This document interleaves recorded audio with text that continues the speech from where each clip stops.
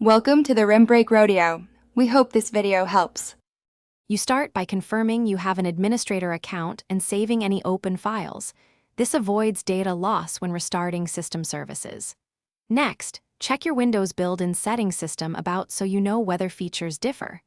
Then open Task Manager, find Windows Explorer, right-click and choose Restart. This often restores the Start button quickly.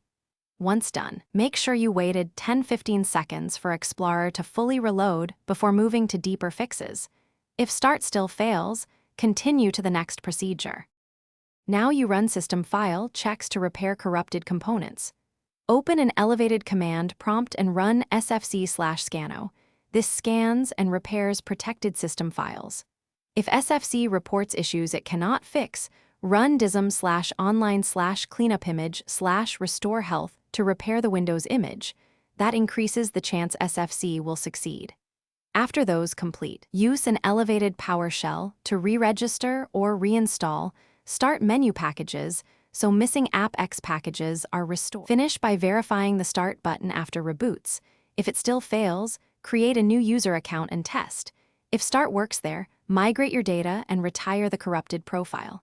If not, check recent Windows updates and use System Restore to undo a change that caused the problem.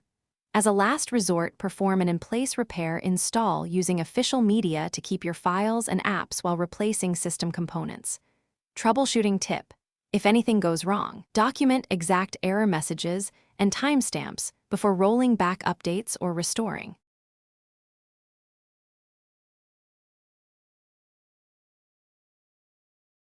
Thanks for watching.